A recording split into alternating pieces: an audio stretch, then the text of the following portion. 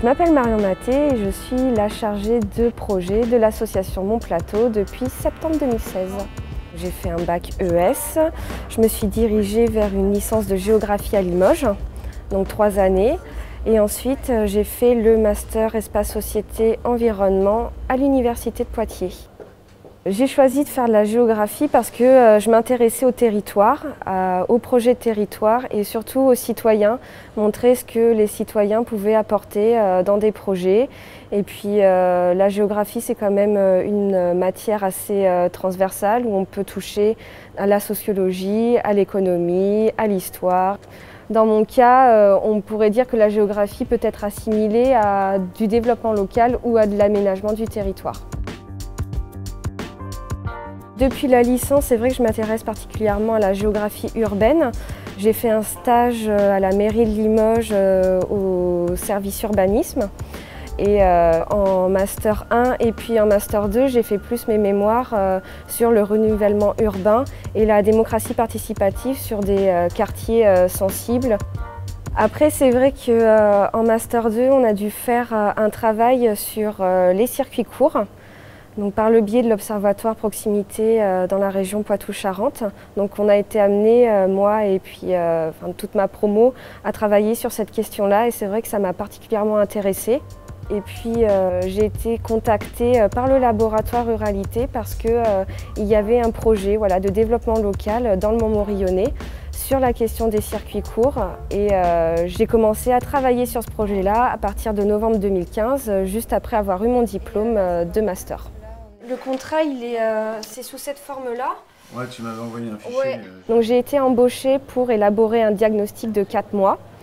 Après ces 4 mois, le collectif avec qui je travaillais dans le Mont-Morillonnais a perçu le besoin de créer l'association, donc l'association Mon Plateau, avec l'objectif principal d'approvisionner les restaurations collectives du Mont-Morillonnais en produits de proximité.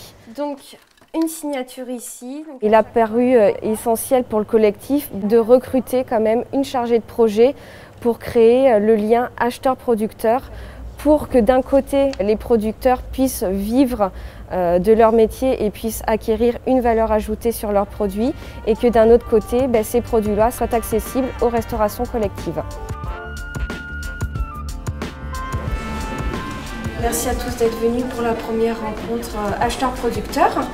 Cette réunion elle a pour but de vous rencontrer et puis de faire un point d'abord sur les contractualisations qui ont déjà débuté et puis ensuite laisser place à une sorte de débat entre vous pour mieux vous connaître et puis mettre pourquoi pas en place des contractualisations autour d'une petite dégustation parce que les producteurs qui sont présents ont ramené quelques échantillons de produits. Déjà les élèves ils reconnaissent quoi, il n'y a pas photo entre la vraie frite et puis la frite surgelée. Le goût change, c'est une autre façon de travailler puisque de toute façon on doit les faire blanchir. On en avait fait un échantillon ensemble avant de démarrer le projet. Moi ça se passe très bien, j'ai un bon retour de mes élèves donc c'est ça le but. Il n'y a pas de perte. Je pense que chaque établissement est à même de prendre des agneaux entiers. Dans l'association, il y a plusieurs acteurs. Donc, il y a les restaurations collectives, il y a les producteurs, mais il y a aussi les partenaires qui vont travailler sur les thématiques de lutte contre le gaspillage alimentaire, de l'éducation alimentaire, de la justice sociale et de l'ancrage territorial. Et moi, mon rôle, c'est de coordonner tous ces acteurs-là et plus précisément de faire le lien entre l'acheteur et le producteur, aller rencontrer les producteurs, aller rencontrer les acheteurs. Moi, mon rôle, c'est quand même que toutes les parties soient engagées dans la démarche et que tout le monde se retrouve dans le projet. Derrière tout ça, c'est quand même des métiers, c'est quand même des producteurs qui vont avoir la valeur ajoutée, c'est quand même des bénéficiaires, donc des collégiens, des lycéens, des écoliers qui vont mieux manger. Ça, par exemple, il le mangerait comme ça. Là, c'est vanille. Ça irait. Je me sens géographe parce que dans ce projet-là, il y a plein d'acteurs transversaux, des acteurs qui ont des intérêts divergents. Mais la géographie, quand même, m'apporte une vision assez globale parce que je peux, en tant que géographe, regrouper tous ces acteurs-là pour un projet et un territoire.